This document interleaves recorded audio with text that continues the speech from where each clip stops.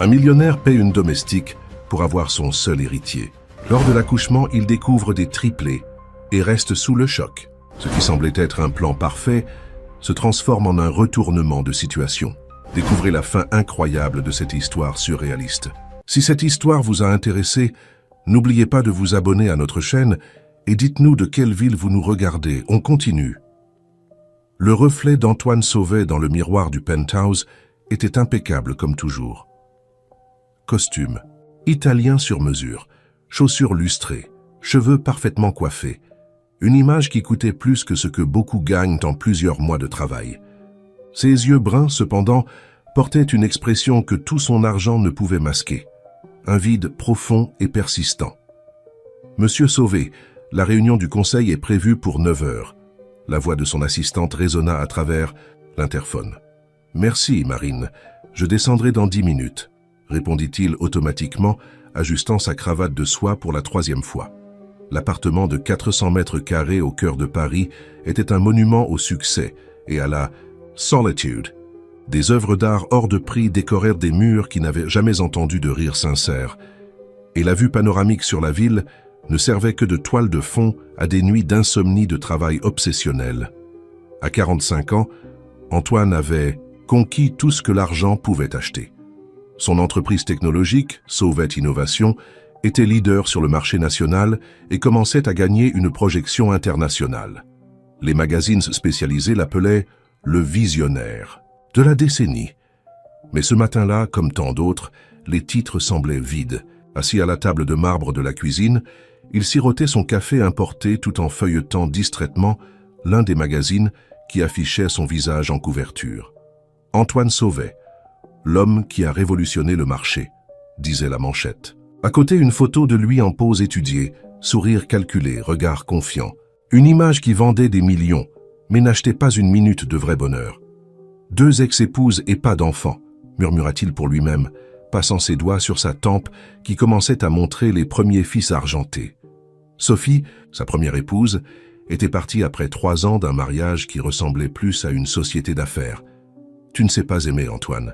Tu ne sais que posséder », furent ses derniers mots. Marianne, la seconde, n'avait tenu que 2 ans avant de déclarer qu'elle ne supportait plus de rivaliser avec les tableurs et les rapports pour son attention. Le téléphone vibra, encore une notification de l'application de rencontres exclusives, pour millionnaires. Il l'ignora. Il avait déjà parcouru ce chemin plusieurs fois. Dîner dans des restaurants étoilés, conversations superficielles sur les investissements et les voyages, nuits vides dans des suites présidentielles d'hôtels, autour du monde. Rien ne comblait le vide. Il se leva brusquement, laissant la tasse à moitié pleine sur le magazine. Il marcha jusqu'à la fenêtre qui occupait tout le mur, observant Paris s'éveiller sous une fine bruine typique de la ville. En bas, des millions de personnes commençaient leur routine. Des familles prenant le petit déjeuner ensemble, des enfants allant à l'école, des couples se séparant avec des baisers pressés. Un empire sans héritier, pensa-t-il, pressant son front contre la vitre trempée. Tout son succès, ses réalisations, ses innovations, à qui laisserait-il tout cela? Qui porterait le nom Sauvet quand il ne serait plus là? L'idée qui martelait son esprit ces dernières semaines revint avec une force totale. Un enfant, pas un mariage. Il avait prouvé 2 fois qu'il n'était pas taillé pour ça. Mais un enfant, quelqu'un à éduquer, à façonner, à préparer pour reprendre son héritage. Quelqu'un qui donnerait un sens à tout l'empire qu'il avait construit. L'interphone sonna à nouveau. « Monsieur Sauvet, la voiture vous attend. »« Je descends, » répondit-il, ajustant une dernière fois sa cravate dans le reflet de la fenêtre. Son visage avait changé. Ce n'était plus seulement de la fatigue qu'il voyait, mais de la détermination.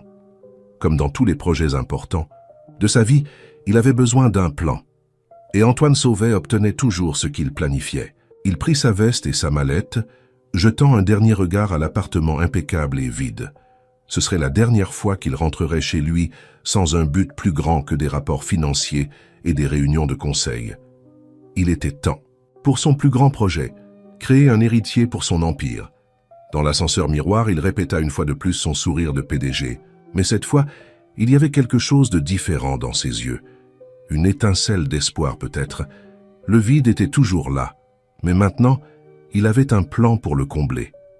Et comme tout bonhomme d'affaires le savait, parfois, les meilleures affaires naissent des plus grands besoins. La bruine qui tombait le matin s'était transformée en une pluie forte et implacable en fin d'après-midi. Antoine observait les gouttes couler sur la fenêtre de son bureau, au dernier étage de l'immeuble d'entreprise. Son esprit encore occupé par l'idée qui ne le laissait pas en paix. La réunion du conseil avait été une autre succession de chiffres impressionnants et de projections optimistes, mais il avait à peine réussi à se concentrer. « Marine, annulez mes rendez-vous pour le reste de la journée », dit-il à l'interphone. Il avait besoin de réfléchir et le bureau, pour la première fois depuis des années, semblait étouffant. Il descendit au parking, mais au lieu d'entrer dans sa Mercedes blindée, il décida de faire quelque chose de complètement hors de son caractère, marcher sous la pluie. Son chauffeur Joseph le regarda avec étonnement quand il refusa la voiture. « Mais monsieur, il pleut beaucoup. »« Parfois, nous avons besoin d'un changement de perspective, Joseph, » répondit-il, ouvrant son parapluie noir et sortant dans la rue animée. À quelques pâtés de maison de là, sous l'auvent d'un magasin fermé, Claire essayait de protéger ses maigres possessions de la pluie implacable. À 28 ans, sa vie était un témoignage de la façon dont les rêves peuvent s'effondrer rapidement. L'étui de son violon, son bien le plus précieux, était protégé dans un sac en plastique improvisé, avec quelques partitions jaunies par le temps. « Au moins aujourd'hui, il a plu après-midi », murmura-t-elle pour elle-même, organisant le petit espace qu'elle considérait comme son foyer temporaire. Elle avait appris à trouver de la gratitude dans les petites choses. Elle avait réussi à faire quelques représentations sur la place le matin, gagnant assez pour un café chaud et un pain. C'est alors qu'elle remarqua la silhouette élégante qui s'approchait. Un homme en costume marchant seul sous la pluie, complètement indifférent au regard curieux des passants. Il y avait quelque chose de différent dans sa démarche. Ce n'était pas la hâte typique des cadres, mais une errance presque contemplative. Antoine, de son côté, ne remarqua la présence de Claire que lorsqu'une rafale de vent plus forte faillit lui arracher son parapluie. Dans le mouvement brusque pour le retenir, ses yeux rencontrèrent les siens. Ce fut un moment bref mais suffisant pour remarquer quelque chose qui l'intrigua profondément. La dignité.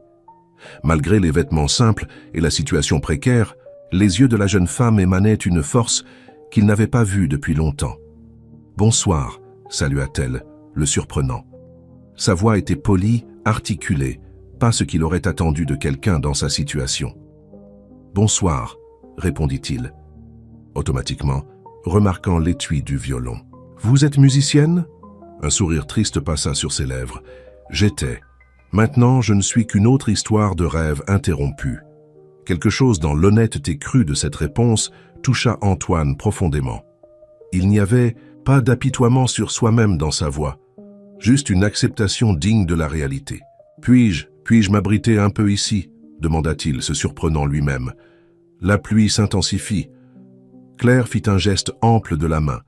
L'auvent n'appartient à personne. De plus, c'est bien d'avoir de la compagnie par des jours comme celui-ci. Le silence qui suivit n'était pas inconfortable. Antoine observait la pluie tomber, conscient de l'ironie de la situation, l'un des hommes les plus riches du pays, partageant un abri improvisé avec une sans-abri. Et pourtant, quelque chose dans ce moment semblait plus réel que toutes les réunions d'affaires de sa vie. « Vous ne semblez pas être le type qui marche habituellement sous la pluie », commenta Claire après quelques minutes. « Et vous ne semblez pas être le type qui devrait vivre dans la rue », répliqua-t-il, regrettant immédiatement son commentaire. Mais Claire se contenta de rire. « La vie a une façon intéressante de bouleverser nos plans, n'est-ce pas? Un jour, vous vous produisez. Dans des théâtres, le lendemain, elle haussa les épaules, laissant la phrase en suspens. Vous vous produisiez dans des théâtres. Orchestre des jeunes de Paris, répondit-elle, une lueur passant dans ses yeux. Jusqu'à ce que la vie décide qu'elle avait d'autres plans pour moi. Antoine sentit quelque chose s'éveiller en lui. Voilà quelqu'un qui connaissait à la fois le succès et la perte. Quelqu'un qui gardait son essence malgré les circonstances. Et plus important encore, quelqu'un qui pourrait comprendre la valeur d'une seconde chance. La pluie commençait à diminuer, mais il ne fit pas mine de partir. Au lieu de cela, il prit une profonde inspiration et dit quelque chose qui changerait, à jamais le cours de 2 vies. Et si je vous disais que j'ai une proposition pour vous? Quelque chose qui pourrait complètement changer votre situation? Claire le regarda avec un mélange de curiosité et de prudence. Quel genre de proposition? Une qui peut sembler folle au début, répondit-il, ajustant sa cravate dans un geste nerveux. Mais qui pourrait nous donner à tous les deux exactement ce dont nous avons besoin? Claire s'installa dans le fauteuil du café, se sentant déplacée au milieu de l'ambiance sophistiquée. Antoine avait insisté pour poursuivre la conversation dans un endroit plus approprié, et ils étaient maintenant assis à l'une des tables les plus discrètes de l'élégant établissement. Le maître d'hôtel avait jeté un regard interrogateur à ses vêtements simples, mais un signe d'Antoine avait suffi à garantir un traitement impeccable. « Avant tout, j'aimerais que vous sachiez qui je suis », commença Antoine, lui tendant sa carte de visite. Claire l'examina attentivement, ses yeux s'écarquillant légèrement en reconnaissant le nom. « Sauvet Innovation. Vous êtes ce Antoine. »« Sauvet ?»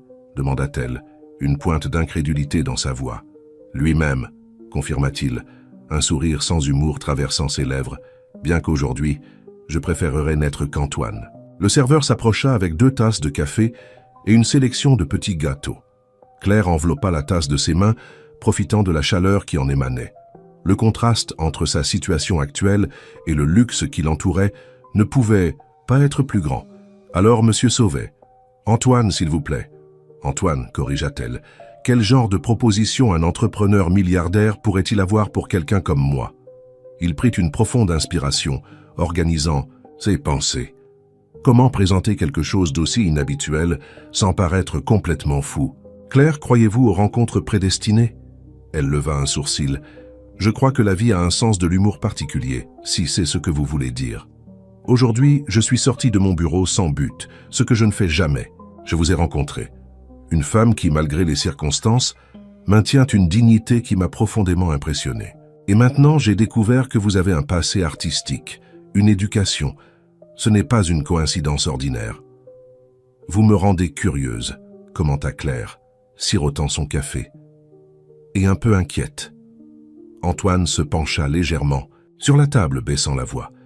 Je dois être direct. Je veux avoir un enfant, pas un mariage, pas une relation conventionnelle, juste un enfant. Et je suis prêt à vous offrir une vie complètement nouvelle en échange de votre aide dans ce projet. Le silence qui suivit fut pesant. Claire posa sa tasse avec précaution, ses mains tremblant légèrement. « Vous me proposez d'être une mère porteuse ?»« Pas exactement, » s'empressa-t-il de clarifier. « Je vous propose un partenariat.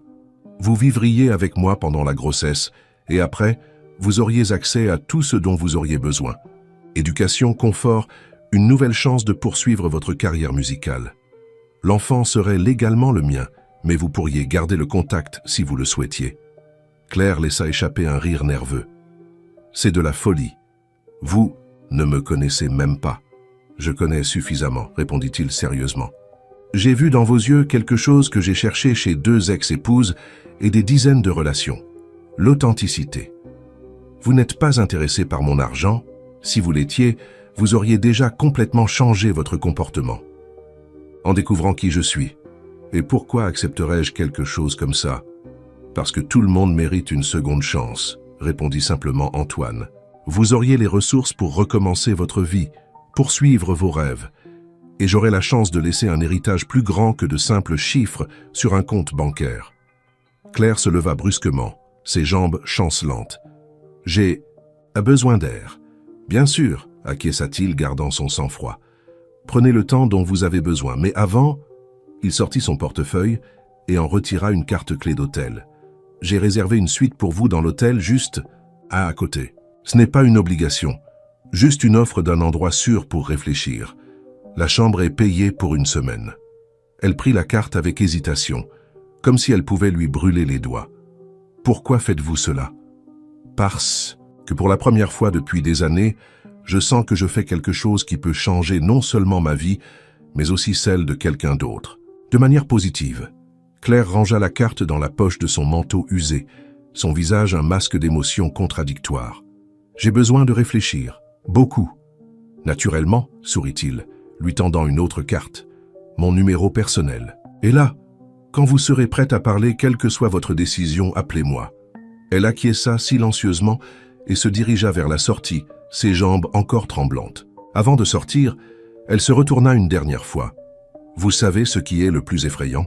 Ce n'est pas la folie de la proposition, c'est qu'une partie de moi envisage sérieusement de l'accepter. » Antoine resta seul à la table, observant la porte par laquelle Claire était sortie.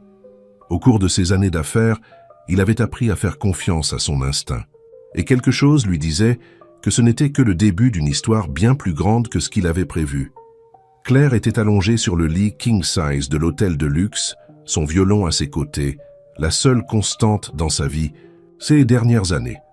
La chambre était plus grande que n'importe quel endroit où elle avait dormi ces derniers mois, et le silence était presque assourdissant après tant de temps passé dans les rues. Ses doigts caressaient distraitement les cordes de l'instrument, tirant des notes isolées qui résonnaient dans la suite. « À quel moment ma vie est-elle devenue un film surréaliste ?» murmura-t-elle pour elle-même, se levant pour faire un autre tour de la chambre. Elle avait déjà pris 3 douches depuis son arrivée, s'adaptant encore à l'idée d'avoir de l'eau chaude à disposition. Ses vêtements lavés et repassés par le service de l'hôtel étaient pliés sur un fauteuil. Un rappel que ce moment de confort était temporaire. La carte d'Antoine était posée sur la table de chevet, à côté du téléphone. Elle l'a pris pour la 10e fois cette nuit-là, passant ses doigts sur les lettres en relief. Sa proposition résonnait dans son esprit, provoquant une tempête de pensées contradictoires. « Tu as déjà vécu dans la rue, Claire. Ça devrait être une décision facile, » dit-elle à son reflet dans le miroir. Mais ce n'était pas le cas. Quelque chose en elle, peut-être la même fierté qui l'avait maintenue digne dans les pires moments, résistait à l'idée. Elle marcha jusqu'à la fenêtre panoramique, observant les lumières de Paris. En bas, la ville continuait son rythme frénétique, indifférente au dilemme qui se déroulait au 20e étage de cet hôtel. Elle ferma les yeux et laissa les souvenirs affluer. L'opéra Garnier plein, sa première représentation comme premier violon de l'orchestre des jeunes, le sourire fier de sa mère dans le public, le son des applaudissements, et puis l'accident qui avait emporté ses parents, les factures d'hôpital, la vente progressive de tout ce qu'elle possédait. Le violon était la seule chose dont elle n'avait pas pu se défaire. Elle retourna au lit et prit l'instrument, le positionnant sur son épaule avec la familiarité de quelqu'un qui accomplit un rituel sacré. Elle commença à jouer doucement. Tchaïkovski, son compositeur préféré. Les notes de la sérénade pour cordes remplirent l'espace, chaque accord chargé d'émotions contenues. « Une seconde chance », chuchota-t-elle, interrompant la musique. C'était ainsi qu'Antoine l'avait présenté. Mais serait-il juste d'accepter cette chance dans de telles conditions? Générer un enfant, un être humain, dans le cadre d'un accord? Elle prit le bloc-notes de l'hôtel et commença à faire 2 listes, pour et contre. Du côté des contres, l'étrangeté de la situation, la peur de l'inconnu, la crainte de s'attacher émotionnellement à l'enfant et de devoir ensuite s'en éloigner. Du côté des pour, la chance de reconstruire sa vie, de revenir à la musique, d'avoir un toit, de la nourriture, de la dignité. « Et si je m'attache au bébé ?» se demanda-t-elle à voix haute, « et s'il devient plus qu'un accord pour moi ?» Le soleil commençait à se lever quand Claire prit enfin une décision. Elle prit le téléphone et composa le numéro sur la carte.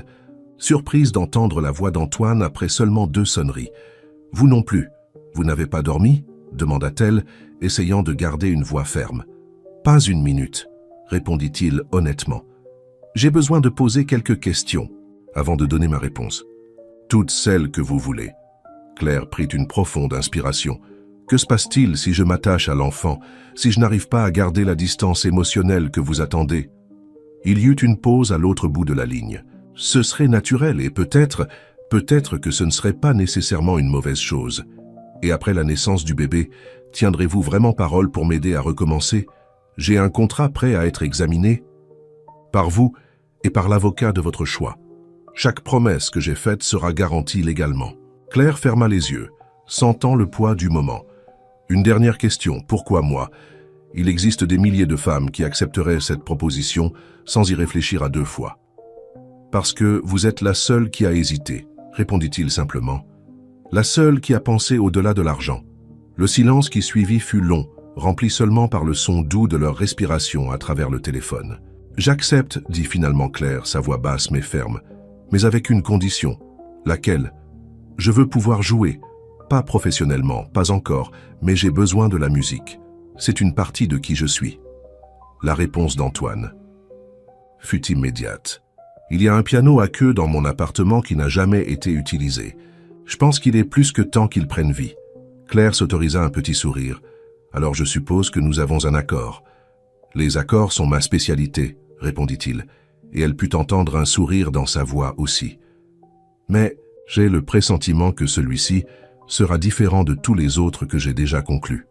Quand elle raccrocha le téléphone, Claire retourna à la fenêtre. Le soleil s'était complètement levé, baignant la ville d'une lumière dorée. C'était un nouveau jour, un nouveau départ, et pour la première fois depuis longtemps, elle s'autorisa à ressentir quelque chose qu'elle avait presque oublié, l'espoir. L'ascenseur privé de l'appartement d'Antoine ouvrit ses portes silencieusement. Claire entra en portant seulement 2 sacs, un avec ses quelques vêtements et l'autre avec son violon. Antoine venait juste derrière, tenant une chemise avec des documents fraîchement signés au cabinet d'avocat. « Bienvenue dans votre nouvelle maison », dit-il, faisant un geste vers l'environnement impeccable. Pour l'instant, Claire fit quelques pas hésitants dans le salon, se sentant comme une intruse dans un musée. L'appartement était encore plus impressionnant qu'elle ne l'avait imaginé. Un mélange parfait d'architecture contemporaine et d'œuvres d'art soigneusement sélectionnées. Ses pieds s'enfonçaient dans le tapis moelleux, et elle dut résister à l'envie d'enlever ses chaussures. « Votre chambre est par ici », indiqua Antoine, la conduisant dans un couloir. « J'ai fait tout préparé comme nous en avions discuté. » En ouvrant la porte, Claire ne put retenir une exclamation de surprise. La chambre était plus grande que son ancien appartement tout entier. Un lit king-size dominait l'espace, mais ce qui attira vraiment son attention fut le piano droit Yamaha placé près de la fenêtre.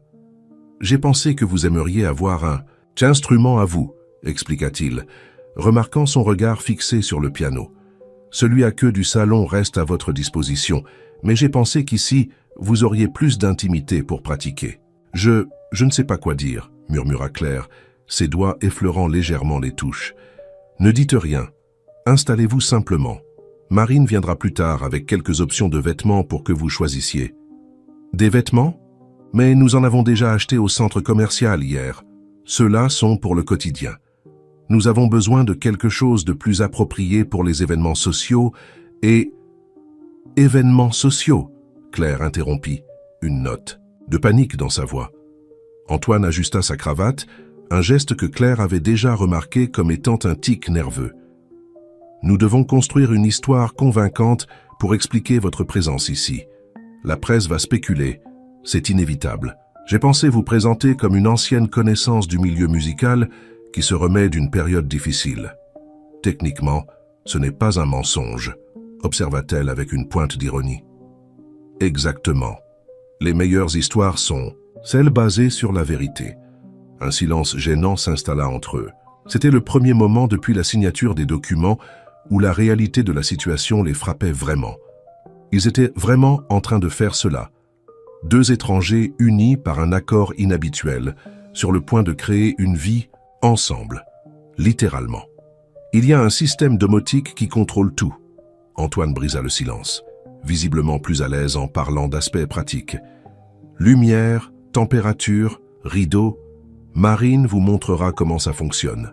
Et voici votre nouveau smartphone, déjà configuré avec tous les contacts importants. Claire prit l'appareil comme s'il s'agissait d'une relique précieuse. Ça fait si longtemps que je n'ai pas eu de téléphone. Concernant les repas, il continua, consultant son propre téléphone. Le petit déjeuner est à 7 heures, le déjeuner à midi, le dîner à 20 heures. La gouvernante, Madame Zélie, est excellente, mais un peu rigide avec les horaires. Vous mangez toujours à ces heures-là? En fait, je ne suis presque jamais à la maison pour les repas, admit-il. Mais maintenant, avec vous ici, peut-être est-il temps de créer de nouvelles habitudes. Le son de la porte de l'ascenseur interrompit la conversation. Marine, l'assistante d'Antoine, entra en portant plusieurs sacs de marques célèbres. « Excusez-moi », dit-elle, son expression professionnelle masquant toute curiosité qu'elle pourrait avoir sur la situation. « Les vêtements sont arrivés. Pouvons-nous commencer l'essayage ?»« Bien sûr », répondit Claire automatiquement, essayant encore de traiter la vitesse à laquelle sa vie changeait. « Je vais vous laisser », dit Antoine, se dirigeant vers la porte. Mais il s'arrêta avant de sortir. « Claire ? Oui ? Je sais que tout cela peut sembler excessif, mais je veux que vous vous sentiez chez vous ici. Vraiment. » Elle acquiesça, incapable de trouver les mots appropriés. Après qu'il soit sorti, Marine commença à organiser méthodiquement les vêtements sur le lit. « La petite robe noire d'abord » suggéra l'assistante.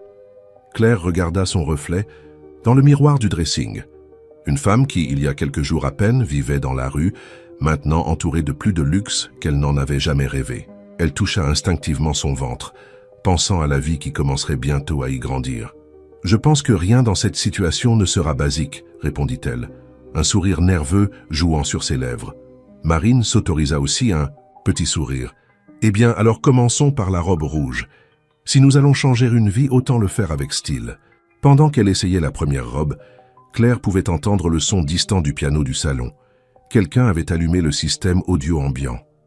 Tchaïkovski. La même pièce qu'elle avait jouée à l'hôtel. Coïncidence? Elle regarda vers la porte fermée, imaginant Antoine de l'autre côté, aussi perdu qu'elle dans cette nouvelle réalité qu'ils avaient créée. « C'est parfait », commenta Marine à propos de la robe. « Oui, je suppose que oui », répondit Claire, mais ses pensées étaient loin, quelque part entre le présent surréaliste et l'avenir incertain qui l'attendait. Cela faisait déjà 2 semaines que Claire avait emménagé dans l'appartement. La routine commençait à s'établir, bien que de manière maladroite, comme une valse dansée par 2 partenaires qui ne se connaissaient pas bien. Ce soir-là, comme tant d'autres, Antoine rentra tard du travail, s'attendant à trouver l'appartement silencieux et sombre. Au lieu de cela, il fut accueilli par une mélodie qui le fit s'arrêter au milieu du hall d'entrée.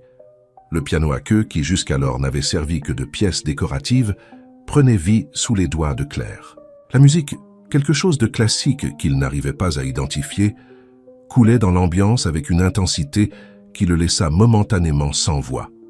Claire était tellement absorbée par la musique qu'elle ne remarqua pas sa présence. Ses yeux étaient fermés, son corps bougeant doucement avec chaque accord. C'était comme si elle était une personne complètement différente de celle qui s'excusait timidement d'utiliser les mauvaises tasses au petit déjeuner. Brahms risqua-t-il quand elle termina, la faisant sursauter de surprise. « Désolée ». Elle se leva rapidement du banc. « Je sais qu'il est tard, je n'aurais pas dû… »« Non, s'il vous plaît. » Il l'interrompit, s'approchant du piano. « Continuez. C'était extraordinaire. » Claire hésita, ses mains planant encore au-dessus des touches. « C'est le concerto pour piano numéro 2. C'était ma pièce préférée pour pratiquer. »« Pourquoi avez-vous arrêté de jouer professionnellement ?» demanda-t-il, s'asseyant dans l'un des fauteuils près du piano. C'était la première fois qu'il montrait une réelle curiosité pour son passé. « Ce n'était pas un choix, » répondit-elle, effleurant doucement quelques notes. « Quand mes parents sont partis, les factures d'hôpital ont tout consommé. J'ai dû vendre le piano, quitter le conservatoire. La vie a une façon intéressante de changer nos plans. » Antoine desserra sa cravate, un geste que Claire reconnaissait déjà comme un signe qu'il laissait tomber son personnage d'homme d'affaires. « Vous savez, j'ai acheté ce piano il y a 5 ans. Le décorateur a dit qu'il s'accordait avec l'esthétique de l'environnement. »« C'est un Steinway & Sons magnifique, » commenta Claire. « Il méritait plus que d'être simplement une décoration. Comme beaucoup de choses dans cet appartement, » murmura-t-il, plus pour lui-même que pour elle. Un moment de silence s'installa, entre eux, rempli seulement par le son lointain de la ville au dehors. Claire recommença à jouer, cette fois quelque chose de plus doux, presque hésitant. « Celle-là, je la reconnais, » dit Antoine. « Mozart ?»« Sonate en do majeur, » confirma-t-elle, surprise par sa connaissance musicale. « Je ne savais pas que vous vous y connaissiez en musique classique. »« Ma mère jouait, » révéla-t-il, la prenant par surprise. C'était la première fois qu'il mentionnait sa famille. Pas professionnellement, mais c'était sa passion. C'était ce concerto qu'elle voulait toujours apprendre à jouer. Il pointa du doigt la partition de Brahms encore ouverte sur le piano. Et pourquoi ne l'a-t-elle pas appris? Mon père pensait que c'était une perte de temps. La musique ne paie pas les factures, disait-il. Antoine se leva, marchant jusqu'à la fenêtre. C'est peut-être pour ça que je suis devenu… comme ça. Comme ça comment? Obsédé par le succès, par le contrôle, par… Il s'arrêta comme s'il réalisait qu'il en révélait trop. Claire changea de mélodie, commençant les premiers accords d'un nouveau morceau. « Vous connaissez celui-ci » Antoine fronça les sourcils, se concentrant. « Non » C'est le mien, admit-elle, une légère rougeur teintant ses joues. J'ai commencé à composer quand j'étais dans la rue. Ça aidait à garder ma santé mentale. Il revint s'asseoir, cette fois plus près du piano. La musique était différente. De tout ce qu'il avait entendu auparavant, elle avait des éléments classiques, mais il y avait quelque chose de plus, une urgence, une histoire racontée à travers les notes. « Comment avez-vous réussi ?» demanda-t-il quand elle termina. « Quoi donc ?»« À garder votre essence, votre art, même après tout ce que vous avez traversé. » Claire réfléchit un moment, ses mains reposant sur les touches. « Peut-être parce que la musique n'a jamais été un choix pour moi. C'est qui je suis, comme respirer. Ça doit être libérateur, commenta-t-il, une touche d'envie dans sa voix. D'avoir quelque chose comme ça. Tout le monde a quelque chose, répondit-elle. Certaines personnes oublient juste d'écouter. Le téléphone d'Antoine vibra. Encore un email urgent, encore une crise à résoudre. Mais pour la première fois depuis des années, il ne bougea pas immédiatement pour le vérifier. « Pourriez-vous jouer encore un peu ?» demanda-t-il, sa voix plus douce que d'habitude. Claire sourit et recommença à jouer. La musique remplit l'appartement, transformant l'espace qui ressemblait auparavant à une salle d'exposition de luxe, en quelque chose de plus proche d'un foyer. De l'autre côté de la porte de la cuisine, Madame Zélie sourit en finissant de ranger la vaisselle du dîner. C'était la première fois en 5 ans qu'elle entendait le son de vraie musique, pas des playlists automatisées, résonner dans ses murs, et plus surprenant encore, c'était la première fois qu'elle voyait le patron laisser sonner son téléphone sans répondre immédiatement. De petits changements, pensa-t-elle, sont parfois les plus significatifs. La salle d'attente de la clinique privée était une étude en tons pastel et musique d'ambiance douce. Claire s'agitait mal à l'aise dans le fauteuil en cuir, tandis qu'Antoine gardait les yeux fixés sur sa tablette, répondant compulsivement à des emails. C'était le jour de la première échographie, 6 semaines après le début du traitement. « Monsieur et Madame Sauvé ?» appela la secrétaire. « Nous ne sommes pas... » Claire commença à corriger, mais Antoine l'interrompit gentiment. « C'est plus facile comme ça, » chuchota-t-il, la guidant vers le cabinet. « Ça évite les questions inutiles. » Le docteur Béatrice les accueillit avec un sourire professionnel. C'était l'une des médecins les plus renommées de Paris, connue pour sa discrétion avec les patients de haut profil. Le cabinet, avec sa vue panoramique sur la ville, reflétait son statut. « Comment vous sentez-vous, Claire ?» demanda-t-elle en préparant l'équipement. « Nauséeuse tout le temps, » répondit-elle, s'allongeant sur la table d'examen. « Et avec une fatigue que je n'ai jamais ressentie auparavant. »« C'est normal au premier trimestre, » assura le médecin. « Allons voir comment tout se passe là-dedans ?» Claire frissonna en sentant le gel froid sur son ventre. Antoine, qui jusqu'alors maintenait une distance calculée, s'approcha inconsciemment de la table. L'écran s'anima avec des images en noir et blanc, tandis que le médecin déplaçait la sonde avec une précision professionnelle. « Eh bien, murmura le docteur Béatrice, un sourire énigmatique se formant sur ses lèvres. « C'est intéressant. » « Intéressant comment ?» demanda Antoine, sa voix trahissant une note d'inquiétude. « Regardez ici. » Elle pointa vers l'écran. « Voici un battement cardiaque, et ici un autre, et encore un. » Claire sentit le sang quitter son visage. « Un autre? Encore un? Vous voulez dire que... » « Des triplés, » confirma le médecin. « 3 bébés, tous avec des battements cardiaques. Forts et réguliers. » Le silence qui suivit fut assourdissant.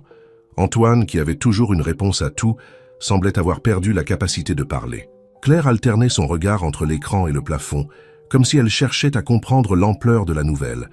Mais comment? Elle parvint finalement à articuler. Les chances.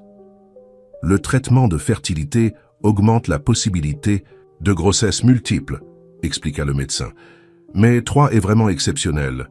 Vous venez d'entrer dans un club très exclusif. Antoine retrouva enfin sa voix. Ils sont... Tout va bien avec eux? D'après ce que je peux voir à ce stade précoce, oui. Mais une grossesse de triplé est considérée comme à haut risque. Nous aurons besoin d'un suivi fréquent et de quelques précautions particulières. Le médecin continua d'expliquer les détails techniques, mais Claire arrivait à peine à traiter les informations. 3 bébés, 3 vies grandissant en... Elle, ce qui avait commencé comme un accord commercial, venait de se transformer en quelque chose de beaucoup plus grand. « Aurais-je besoin d'un repos absolu ?»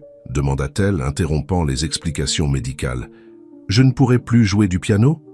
Le docteur Béatrice sourit avec compréhension. « Pour l'instant, vous pouvez maintenir vos activités normales en évitant simplement les efforts excessifs. Mais à mesure que la grossesse avancera, oui, vous aurez probablement besoin de plus de repos. Je ferai tous les arrangements nécessaires, intervint Antoine, son ton d'homme d'affaires revenant. Nous engagerons une équipe d'infirmières, si nécessaire. Ce qu'il faut pour garantir la sécurité de... Il hésita brièvement. Tous, après quelques orientations supplémentaires et l'impression des premières images des bébés, ils quittèrent le cabinet en silence. Dans l'ascenseur, Claire verbalisa enfin ce que tous deux pensaient. « Ça change tout, n'est-ce pas ?» Antoine ajusta sa cravate, son geste nerveux habituel. « Ça change. Mais ne vous inquiétez pas, notre accord reste le même. Juste triplé. » Ce n'est pas ça, elle secoua la tête. C'est que ce sont 3 vies, Antoine. 3 personnes. Ça va bien au-delà d'un accord commercial. Il la regarda avec une expression qu'elle n'avait jamais vue auparavant. Un mélange de peur et de quelque chose d'autre. Quelque chose de presque vulnérable. « Je sais », répondit-il doucement. « J'avoue que quand j'ai planifié tout ça, j'imaginais que ce serait plus contrôlable. » Claire rit, un son nerveux et un peu hystérique. « Eh bien, je suppose que la vie vient de nous montrer qui est vraiment aux commandes. » Dans la voiture, en rentrant chez eux, Claire remarqua qu'Antoine ne vérifia pas son téléphone une seule fois. Quelque chose d'inédit. Ses yeux se posaient occasionnellement sur le dossier contenant les images de l'échographie, sur ses genoux. « Vous voulez les revoir ?» proposa-t-elle. Il acquiesça et ensemble, ils observèrent les 3 petites formes qui révolutionnaient déjà leur vie. Sur l'image en noir et blanc, 3 points pulsants marquaient le début d'un voyage qu'aucun d'eux n'avait planifié, mais qui semblait maintenant inévitable. « 3 » murmura Antoine, touchant légèrement l'image. « Je pense que je vais avoir besoin d'un appartement plus grand. » Claire ne put s'empêcher de sourire. Au milieu de toutes les incertitudes, il était étrangement réconfortant de voir que même Antoine Sauvet, l'homme qui planifiait tout, pouvait être pris au dépourvu par la vie. Le bruit de verre brisé résonna dans l'appartement. Claire, qui pratiquait au piano, interrompit immédiatement la musique. C'était la 3e fois cette semaine qu'elle entendait Antoine perdre le contrôle dans son bureau. Quelque chose n'allait vraiment pas. Elle se leva avec précaution, son ventre de 4 mois commençant à montrer des signes plus évidents de la grossesse triple. Elle marcha jusqu'au bureau, hésitant brièvement avant de frapper à la porte. « Pas maintenant, Marine », vint la réponse sèche. « C'est moi », répondit Claire doucement. « Je peux entrer ?» Il y eut un moment de silence avant que la porte ne s'ouvre. Le bureau, normalement impeccable, était un chaos.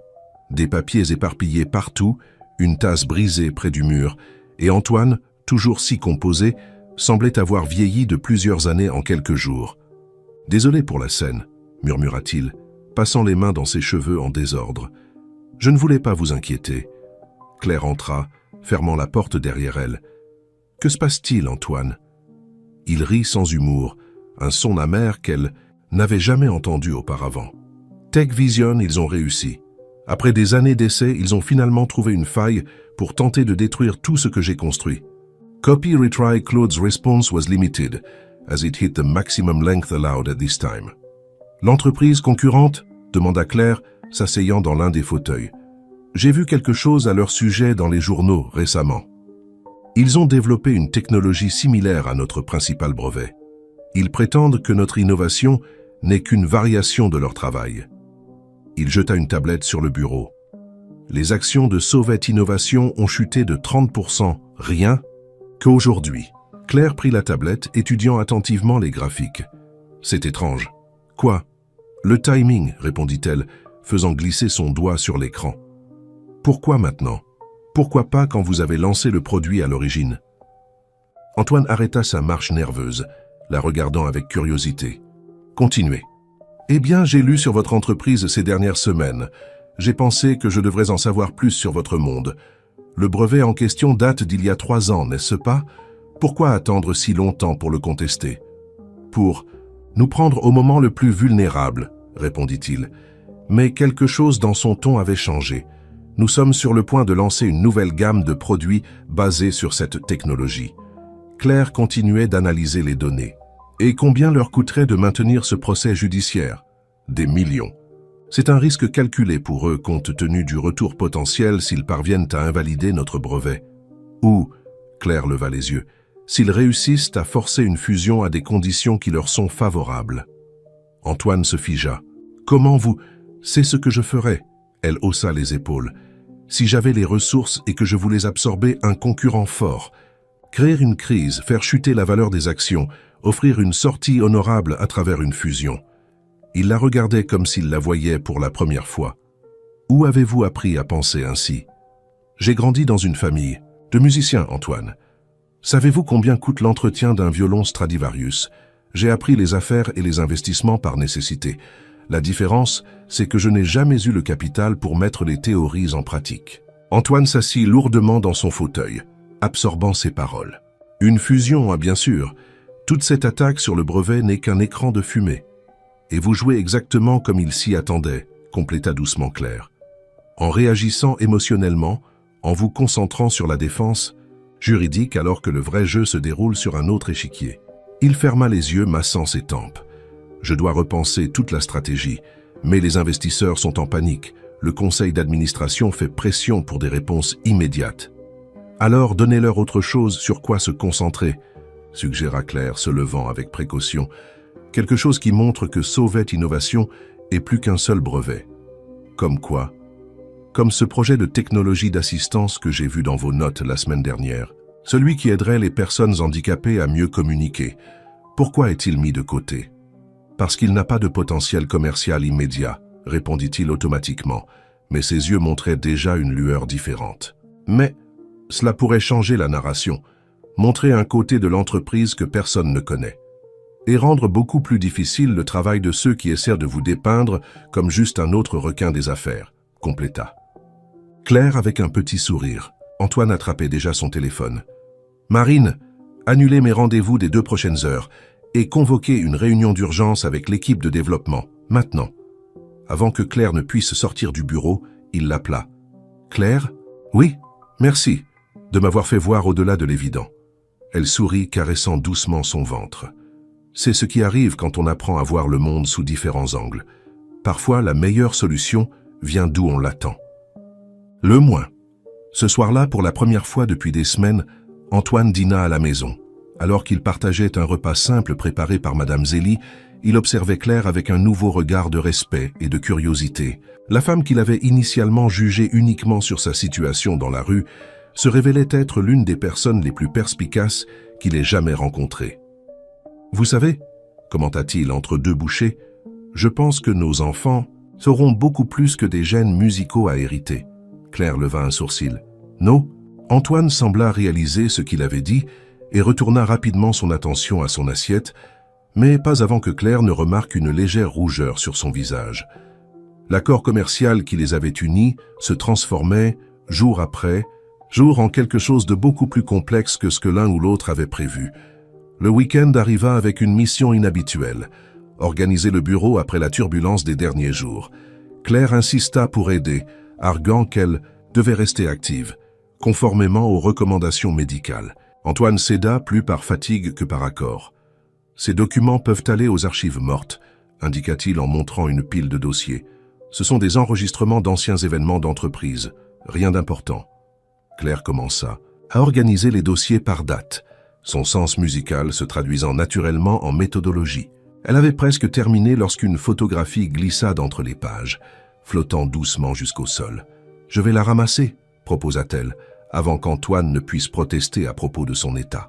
Cependant, en tenant la photo, son visage pâlit. « Qu'y a-t-il » demanda Antoine, remarquant son changement d'expression. « Cette photo » murmura Claire, ses doigts tremblant légèrement. C'était à l'Opéra Garnier, l'événement de bienfaisance pour l'Institut de musique pour jeunes talents. Antoine s'approcha, prenant la photographie. L'image montrait un salon élégant après un concert, des groupes de personnes en conversation, des coupes de champagne à la main. Rien de particulièrement mémorable. C'était l'un des premiers événements d'entreprise que j'ai parrainé, commenta-t-il. Je construisais encore la réputation de l'entreprise. Ça devait être il y a 6 ans, compléta Claire, sa voix distante. C'était ma dernière. Représentation en tant que premier violon de l'orchestre des jeunes. Antoine se figea, regardant alternativement la photo et Claire. « Vous étiez là ?» En réponse, elle pointa un coin de la photographie. Elle était là, une jeune femme dans une robe bleu nuit, violon à la main, entourée d'admirateurs. Ses yeux brillaient du même feu qu'Antoine avait remarqué quand il l'avait rencontrée dans la rue, même si tout le reste était différent. « Attendez », il fronça les sourcils, un éclair de mémoire surgissant. « Je me souviens de cette représentation. Bach, n'est-ce pas?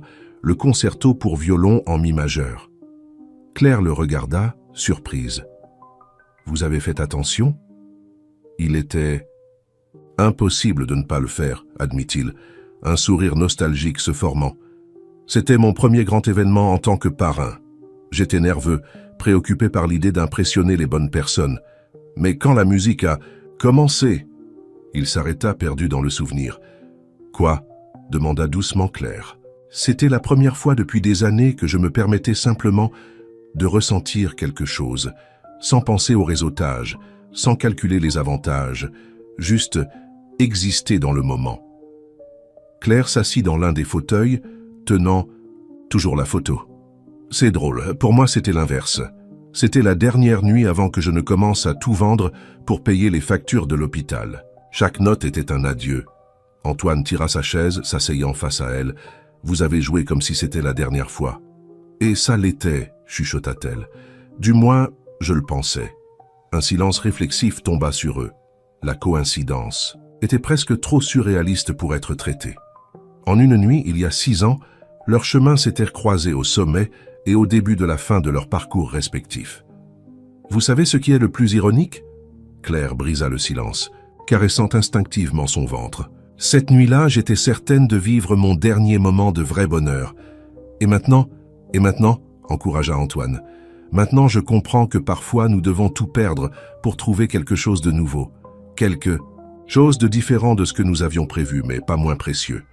Antoine se leva brusquement, marchant jusqu'à la fenêtre. Claire pouvait voir sa silhouette tendue reflétée dans la vitre. « Quand je vous ai vu dans la rue, ce jour-là, dit-il sans se retourner. Il y avait quelque chose de familier que je n'arrivais pas à identifier. C'était ça. C'était la même dignité, la même force que j'avais vue cette nuit-là au théâtre. Le destin est une chose étrange, commenta Claire, regardant à nouveau la photo. Parfois, il nous met au même endroit 2 fois, mais dans des circonstances complètement différentes. 3 fois, corrigea Antoine, se retournant enfin. La première au théâtre, la deuxième dans la rue, et maintenant... Son regard se posa significativement sur le ventre de Claire. Avec 3 petites raisons supplémentaires, compléta-t-elle avec un sourire. À ce moment-là, comme s'il répondait à l'appel, Claire sentit les premiers mouvements des bébés. Sans réfléchir, elle prit la main d'Antoine et la posa sur son ventre. « Ici !» guida-t-elle ses doigts vers le bon endroit. « Vous sentez ?» Le visage d'Antoine se transforma en sentant le léger mouvement sous sa paume. C'était la première fois qu'il touchait le ventre de Claire, qu'il partageait un moment aussi intime. « C'est comme de la musique », murmura-t-il émerveillé. « La plus importante que nous ayons jamais faite », répondit-elle doucement. La photo de l'Opéra Garnier resta sur le bureau. Un rappel silencieux de la façon dont le destin travaille parfois en cercle, ramenant les gens au même point, mais avec une nouvelle symphonie à jouer ensemble. L'arrivée de Marc au Pantouse fut comme une rafale de vent dans une pièce silencieuse. Grand, charismatique, et avec un sourire qui semblait illuminer l'environnement, il étreignit Antoine avec effusion dès sa sortie de l'ascenseur. « Alors c'est vrai !» s'exclama-t-il, ses yeux brillants de curiosité. L'éternel célibataire convaincu attend vraiment non pas 1, mais 3 héritiers. « Marc !» le réprimanda doucement Antoine, mais il y avait un sourire sur ses lèvres. « Je pensais que tu viendrais la semaine prochaine. » Et manquer l'occasion de rencontrer la fameuse Claire. Les journaux à potins sont fous d'essayer de découvrir qui est la mystérieuse femme qui a conquis le cœur du grand Antoine Sauvet. Ce n'est pas du tout ça, commença à expliquer Antoine, mais il fut interrompu par l'arrivée de Claire, qui revenait de sa promenade quotidienne dans la résidence. Marc resta momentanément sans voix, chose rare pour l'un des avocats les plus éloquents de Paris. Claire, avec ses 5 mois de grossesse, irradiait une beauté sereine, ses cheveux attachés en un chignon décontracté et une robe simple qui mettait en valeur sa grossesse. « Vous devez être le fameux Marc, sourit-elle, tendant la main. « Antoine parle beaucoup de vous. »« En mal, j'imagine ?» Marc retrouva son charme caractéristique, baisant la main de Claire dans un geste théâtral. « Mais laissez-moi vous dire que les photos des tabloïds ne vous rendent pas justice. » Claire rougit légèrement, tandis qu'Antoine, tout sauta visiblement mal à l'aise. « Marc est ici pour revoir certaines questions juridiques de notre accord. »« En fait, » interrompit Marc, « je suis ici parce que mon meilleur ami est sur le point d'être père de triplés et n'a même pas daigné me le dire personnellement. J'ai dû l'apprendre par les couloirs du bureau. Les choses sont arrivées très vite, » se justifia Antoine, ajustant sa cravate. « Clairement, » rit Marc. « Mais passons aux affaires d'abord. J'ai apporté les documents révisés pour que vous les analysiez tous les deux. » Les trois se dirigèrent vers le salon, où Madame Zélie avait déjà préparé du café et des biscuits. Marc sortit quelques papiers de sa mallette, mais ses yeux continuèrent de revenir vers Claire, qui s'était assise près du piano. « Alors vous êtes musicienne ?» demanda-t-il tout en organisant les documents. « J'étais » répondit Claire automatiquement, mais elle se corrigea en voyant le regard d'Antoine. « J'ai juste fait une pause. Jouez-nous quelque chose ?» demanda Marc avec enthousiasme. « Marc, nous sommes venus traiter de sujets sérieux » intervint Antoine. « La vie ne peut pas être que des affaires, mon ami. De plus, on dit que la musique classique est bonne pour les bébés, n'est-ce pas ? » « Vrai, Claire ?» Elle sourit, ses doigts jouant déjà avec les touches du piano. « Il y a des études qui le suggèrent, oui. Tu vois, ce serait pratiquement de la négligence médicale de ne pas avoir une représentation maintenant. » Claire regarda Antoine, qui haussa les épaules en signe de capitulation silencieuse. Elle commença à jouer, une pièce joyeuse de Mozart qui remplit l'ambiance de vie. Marc ferma les yeux, appréciant sincèrement la musique. « Extraordinaire, Antoine, tu es un homme chanceux. »« Ce n'est pas une question de chance, » répondit sèchement Antoine. « C'est un accord professionnel. » Un silence gênant suivit ces paroles. Claire continua à jouer, mais ses épaules devinrent visiblement tendues. « Eh bien, » Marc brisa le silence. « Professionnel ou non, vous avez créé quelque chose de spécial ici. 3 vies. C'est plus qu'un simple contrat. C'est pourquoi nous devons nous assurer que tout soit légalement protégé, » insista Antoine. « Et ça l'est, » assura Marc, mais ses yeux étaient sur Claire. « Bien que parfois la vie est une façon intéressante de réécrire nos contrats les plus soigneusement élaborés. » Le reste de l'après-midi se déroula entre discussions juridiques et histoires que Marc racontait sur ses années d'amitié avec Antoine à l'université. Claire riait des aventures des deux, tandis qu'Antoine alternait entre embarras et irritation face aux révélations de son ami. « Je dois y aller », annonça finalement Marc, se levant. « Mais j'aimerais revenir, pour revoir les documents, bien sûr. »« Bien sûr, » sourit Claire. « Vous êtes toujours le bienvenu. » Dans l'ascenseur, avant de partir, Marc retint le bras d'Antoine. « Je peux te donner un conseil d'ami ? Depuis quand ai-je besoin de demander la permission ? » « Fais attention, » dit Marc soudainement sérieux. « Tu joues un jeu dangereux. Je ne sais pas de quoi tu parles. Si, tu le sais. J'ai vu comment tu la regardes quand tu penses que personne ne regarde. Et j'ai aussi vu comment tu essayes désespérément de maintenir une distance émotionnelle. Mais 3 bébés, Antoine, il n'y a pas de contrat au monde qui puisse réguler les sentiments. » Les portes de l'ascenseur se fermèrent avant qu'Antoine ne puisse répondre. De retour dans l'appartement, il trouva Claire encore au piano, jouant doucement. « Votre ami est intéressant, » commenta-t-elle sans arrêter de jouer. « Marc a toujours été intense, » répondit Antoine, se tenant à une distance sûre. « Il vous rend plus humain, » observa Claire. « Moins PDG, plus personne. » Antoine ne répondit pas, mais les paroles de Marc résonnaient dans son esprit. Plus il essayait de maintenir cette relation dans les termes froids d'un contrat, plus la vie semblait déterminée à lui montrer d'autres chemins. Les visites de Marc devinrent de plus en plus fréquentes au cours des semaines suivantes. Ce qui avait commencé comme des révisions de documents juridiques se transforma en dîners prolongés, conversations animées et sessions de musique qui s'étendaient dans la nuit. Claire, maintenant enceinte de 6 mois, semblait s'épanouir en sa présence, son rire résonnant plus souvent dans l'appartement. Un après-midi particulièrement agréable, alors qu'Antoine était coincé dans une réunion du conseil d'administration, Marc apparut sans prévenir, portant un paquet mystérieux. « Je passais devant une boutique d'antiquités, » expliqua-t-il. « en voyant le regard curieux de Claire, et j'ai trouvé quelque chose que je pensais que vous aimeriez voir. À l'intérieur du paquet se trouvaient plusieurs partitions anciennes, certaines déjà jaunies par le temps. Claire les examina avec révérence, ses yeux brillants en reconnaissant quelques pièces rares. « C'est extraordinaire », murmura-t-elle, passant délicatement ses doigts sur les pages. Certaines de ces partitions sont des éditions originales du XIXe siècle. J'ai pensé qu'elles pourraient inspirer de nouvelles compositions, sourit Marc, s'asseyant à côté d'elle sur le banc du piano. Antoine a mentionné que vous composez aussi. Il l'a mentionné ? Demanda Claire surprise. Elle ne savait pas qu'Antoine prêtait attention à de tels détails. Il parle beaucoup de vous, vous savez, quand personne d'autre n'écoute. Claire sentit ses joues rougir légèrement, probablement inquiet pour son investissement. Est-ce que c'est toujours ce que vous êtes, un investissement? La voix de Marc était plus proche maintenant, son ton plus doux. C'est compliqué, répondit-elle, se concentrant sur les partitions pour éviter son regard. Ça n'a pas besoin de l'être, dit-il, posant sa main sur la sienne. Claire, Le bruit de l'ascenseur interrompit le moment. Antoine entra dans l'appartement, l'air plus fatigué que d'habitude. Ses yeux se fixèrent sur les mains jointes de Claire et Marc sur le piano, mais son visage resta impassible. « Je ne savais pas que tu viendrais aujourd'hui », commenta-t-il à son ami, sa voix contrôlée.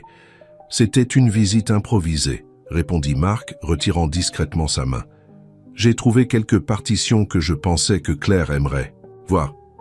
Très attentionné de ta part, commenta Antoine, et quelque chose dans son ton fit frissonner Claire. Un silence inconfortable remplit la pièce. Claire sentit les bébés bouger, comme s'ils répondaient à la tension dans l'air. « J'ai besoin de m'allonger un peu », annonça-t-elle, se levant avec précaution. « Les triplés sont particulièrement agités aujourd'hui. »« Voulez-vous que j'appelle Madame Zélie ?»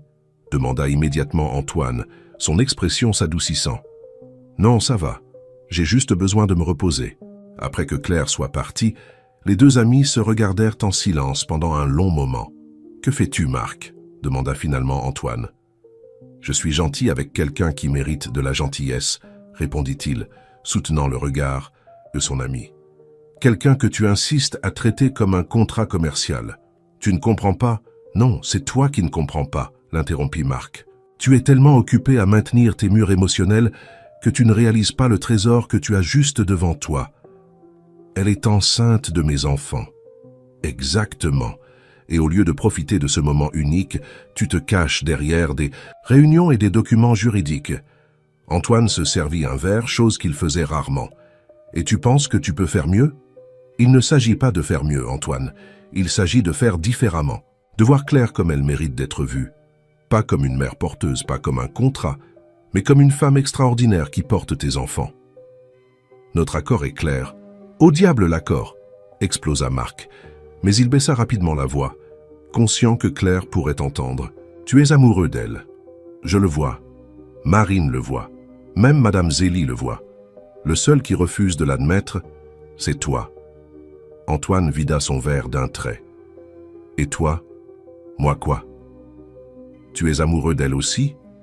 Le silence qui suivit fut une réponse suffisante. Marc prit sa veste, se dirigeant vers l'ascenseur. « Tu sais quelle est la différence entre nous deux, mon vieil ami ?» demanda-t-il avant de partir. « Je n'ai pas peur d'admettre ce que je ressens. Et tôt ou tard, Claire aura besoin de quelqu'un qui n'a pas peur de l'aimer ouvertement. » Après le départ de Marc, Antoine resta immobile au milieu du salon, regardant les partitions anciennes sur le piano. Il en prit une pièce de Tchaïkovski, qu'il avait déjà entendu Claire jouer plusieurs fois. Sa main trembla légèrement en touchant le papier vieilli. Depuis le couloir menant aux chambres, Claire avait entendu une partie de la conversation. Assise sur son lit, elle caressait son ventre tandis que des larmes silencieuses coulaient sur son visage. Les bébés bougeaient doucement, comme s'ils essayaient de la réconforter. « Que ferons-nous maintenant, mes petits ?» chuchota-t-elle à son ventre. « Comment naviguer dans cette mer de sentiments non dits ?» La seule réponse fut le son distant du piano. Antoine, essayant de jouer les premières notes de la musique qu'elle aimait tant, maladroitement, comme un homme tâtonnant dans l'obscurité, à la recherche de lumière. Le dîner avait été une idée de Marc, une célébration du succès de la nouvelle stratégie d'entreprise d'Antoine, qui avait non seulement contenu la crise, mais aussi renforcé l'image de l'entreprise. Claire, maintenant enceinte de 7 mois, était assise entre les deux hommes à la table élégamment dressée par Madame Zélie, qui s'était surpassée pour le menu. À Sauvette Innovation, Marc leva son verre de vin, tandis que Claire levait son jus de raisin. Et à l'esprit brillant qui a suggéré le projet de technologie d'assistance, Antoine jeta un rapide coup d'œil à Claire, qui gardait les yeux fixés sur son assiette. C'était une suggestion opportune. Claire semble avoir beaucoup de qualités que vous ne vous attendiez pas à trouver, commenta Marc, son ton apparemment désinvolte portant un poids plus lourd. Marc, avertit doucement Antoine. Quoi?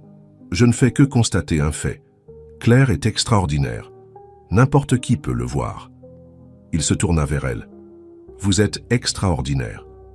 Claire sentit son visage brûler. Les bébés, comme s'ils sentaient son agitation, commencèrent à bouger plus intensément. Je pense que nous devons être honnêtes, continua Marc, ignorant le regard d'avertissement d'Antoine. Tous les trois. Ce n'est pas le moment, dit Antoine entre ses dents. Et quand le sera-ce? Après la naissance des bébés? Quand Claire devra décider de son avenir sans connaître toutes les cartes sur la table. De quoi parlez-vous? Demanda Claire, bien que son cœur connaisse déjà la réponse. Marc posa ses couverts, respirant profondément. Je suis amoureux de vous, Claire, et je pense que vous méritez de le savoir. Le silence qui suivit fut assourdissant. Claire pouvait entendre son propre cœur battre dans ses oreilles. Antoine s'était figé sur sa chaise, son visage un masque impénétrable. J'offre quelque chose de différent de ce qu'Antoine peut donner, continua Marc, sa voix plus douce. Je n'ai pas autant d'argent ou de pouvoir, mais je peux offrir un amour véritable, ouvert, sans contrat ni condition. Ça suffit.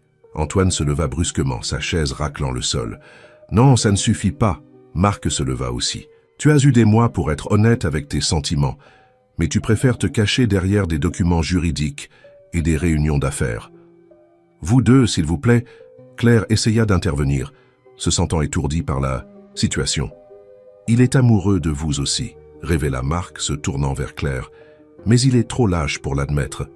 Tu n'as pas le droit, commença Antoine, mais il fut interrompu par Claire. Arrêtez, cria-t-elle, se levant, avec difficulté. Vous deux, vous ressemblez à des enfants qui se disputent un jouet. Vous êtes-vous déjà demandé ce que je ressentais?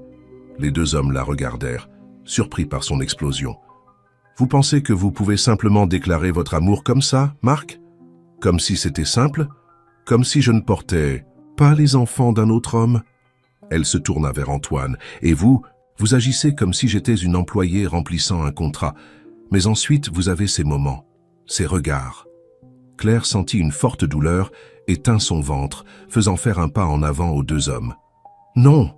Elle leva la main, les gardant à distance. Vous deux devez écouter. Ce n'est pas un jeu, ce n'est pas une compétition. Ce sont 3 vies qui grandissent en moi. 3 enfants qui auront besoin de stabilité, d'amour, de... Une autre douleur lui coupa le souffle. Cette fois, Antoine ignora son geste de protestation et courut pour la soutenir. « Nous devons l'emmener à l'hôpital, dit-il, sa voix tremblant. Légèrement. Non, j'ai juste besoin... Claire essaya d'argumenter, mais la douleur devenait plus intense. « Je vais chercher la voiture, » proposa Marc, toute l'hostilité précédente remplacée par une véritable inquiétude. Sur le chemin de l'hôpital, à l'arrière de la BMW, Claire tenait la main d'Antoine tandis que Marc conduisait. Le silence était pesant, brisé seulement par les gémissements occasionnels de Claire. « Je suis désolé, » chuchota-t-elle entre les contractions. « Je ne voulais pas que ce soit comme ça. »« Ne vous excusez pas, » répondit Antoine, sa voix plus douce qu'elle ne l'avait jamais entendue. « C'est nous qui avons été idiots. »« Complètement idiots », acquiesça Marc depuis le siège avant. Claire essaya de sourire, mais une autre contraction la frappa. Elle serra la main d'Antoine plus fort. « Nous sommes presque arrivés, » assura-t-il, puis si bas que seule elle pouvait l'entendre. « Je ne vais nulle part. Plus jamais. » Claire regarda dans ses yeux et pour la première fois vit quelque chose qu'il avait toujours essayé de cacher. La peur. Pas la peur contrôlée de l'homme d'affaires face à une crise, mais la peur profonde et viscérale d'un homme sur le point de perdre quelque chose de trop précieux pour être nommé. Dans le rétroviseur, les yeux de Marc rencontrèrent les siens pendant un bref instant. Il y avait de la tristesse en eux, mais aussi de la compréhension. Certaines batailles, semblait dire son regard, naissent déjà perdues. Les lumières fluorescentes de l'hôpital privé créaient des ombres étranges dans le couloir où Antoine faisait les 100 pas, tandis que Marc restait assis, observant son ami avec un mélange d'inquiétude et de résignation. Claire avait été emmenée d'urgence au service d'obstétrique, où le docteur Béatrice l'attendait déjà. « Ce ne sont que des contractions de Braxton Hicks », essaya de rassurer Marc. Le médecin a déjà expliqué que c'est courant dans les grossesses. « Multiples. Tu n'as pas vu son visage dans la voiture », répondit Antoine, passant ses mains dans ses cheveux pour la 1000e fois. Sa cravate était desserrée, sa chemise froissée, une vision qui aurait été impensable il y a quelques mois. « Si, je l'ai vu », répondit doucement Marc. « Et j'ai vu le tien aussi. » Avant qu'Antoine ne puisse répondre, le docteur Béatrice apparut dans le couloir. Les deux hommes s'approchèrent anxieusement.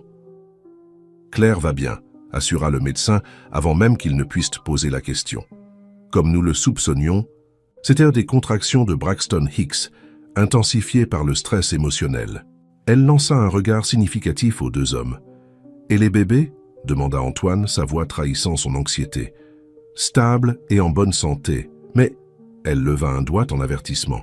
« Claire a besoin d'un repos absolu maintenant. Pas de stress ni de situation émotionnellement intense. Dans les grossesses de triplés, chaque semaine de plus est une victoire. Je peux la voir ?» Antoine et Marc demandèrent simultanément. Le médecin regarda de l'un à l'autre. Un à la fois, et seulement pour quelques minutes. « Vas-y, » dit Marc après un moment de silence. « Elle a besoin de toi maintenant. » Antoine suivit le médecin jusqu'à la chambre où Claire se trouvait. Elle semblait petite et fragile dans le lit d'hôpital, connectée à des moniteurs qui enregistraient à la fois ses signes vitaux et ceux des bébés. Le son rythmique des 3 battements cardiaques fœtaux remplissait la pièce. « Salut », sourit-elle faiblement en le voyant. « Salut », répondit-il s'approchant avec hésitation. « Comment vous sentez-vous » Comme si 3 petits lutteurs de sumo faisaient la fête en moi, essaya-t-elle de plaisanter, mais sa voix était fatiguée. Antoine tira une chaise près du lit, s'asseyant. Pour la première fois depuis qu'il la connaissait, il se permit vraiment de la regarder, pas comme un contrat, pas comme une solution à ses problèmes, mais comme elle était vraiment. « Je suis désolé, » dit-il finalement. « Pourquoi ?»« Pour tout. Pour avoir transformé votre vie en un contrat, pour avoir essayé de maintenir une distance quand... » Il s'arrêta, respirant profondément. « Quand tout ce que je voulais était d'être plus proche. » Claire tendit la main et il la prit comme si c'était quelque chose de précieux et fragile. « Vous savez ce qui est drôle ?» demanda-t-elle, sa voix douce. « Au début, je pensais que vous n'étiez qu'un autre homme riche essayant d'acheter ce qu'il voulait. Mais ensuite, j'ai commencé à voir au-delà de la façade, l'homme qui joue du piano faux quand il pense que personne n'écoute, qui laisse des post-it avec des instructions détaillées à Madame Zélie sur mes préférences. Alimentaire, qui parle au bébé en italien quand il pense que je dors. » Antoine sentit son visage chauffer. « Vous saviez tout ça ?»« Je sais beaucoup plus que vous ne l'imaginez, » sourit-elle. « Je sais que vous avez peur, moi aussi j'ai peur. Claire, commença-t-il, mais il fut interrompu par le bruit de la porte qui s'ouvrait. « Excusez-moi, Marc apparut à la porte. Le médecin a dit que le temps était écoulé. » Claire regarda de l'un à l'autre. « Vous deux, vous êtes meilleurs que ça. Ne me laissez pas être la raison d'une discorde dans une amitié si ancienne. » Marc s'approcha de l'autre, côté du lit. Certains amis ont besoin d'une crise pour se rappeler ce qui compte vraiment. « Et qu'est-ce qui compte vraiment ?» demanda Claire. « Vous, » répondit Antoine sans hésiter. « Les bébés. Cette famille que nous construisons, même si c'est sa manière peu conventionnelle. »« Famille ?» répéta Claire, ses yeux se remplissant de larmes. « Si vous le voulez, » ajouta-t-il rapidement. « Pas par contrat, pas par obligation, mais parce que... » l'encouragea-t-elle. Antoine regarda Marc, qui hocha légèrement la tête. « Parce que je vous aime, » admit-il finalement, les mots sortant comme s'ils avaient leur propre vie. « Et je suis fatigué de prétendre que ce n'est pas le cas. » Le moniteur cardiaque de Claire enregistra une petite accélération, faisant rire nerveusement les trois. « Je pense que c'est mon signal pour partir, » sourit Marc, mais il y avait une note de tristesse dans sa voix. Certains amours ne sont pas destinés à se produire, mais cela ne les rend pas moins vrais. Il se pencha et embrassa doucement le front de Claire, puis serra l'épaule d'Antoine. « Prends soin d'eux, espèce d'idiot chanceux. » Après le départ de Marc, Claire et Antoine restèrent silencieux, seulement le son des battements cardiaques des bébés remplissant l'ambiance. « Alors ?» dit-elle finalement. « Que se passe-t-il maintenant ?»« Maintenant ?» répondit Antoine, tenant sa main plus fermement. « Nous recommençons, sans contrat, sans accord, juste nous, construisant quelque chose de réel. Même si c'est effrayant ?» « Surtout parce que c'est effrayant, sourit-il. Après tout, les meilleures symphonies commencent par une note de suspense. » Claire sourit à travers ses larmes. Sur le moniteur, les battements des bébés semblaient danser dans une harmonie parfaite, comme s'ils applaudissaient ce nouveau départ.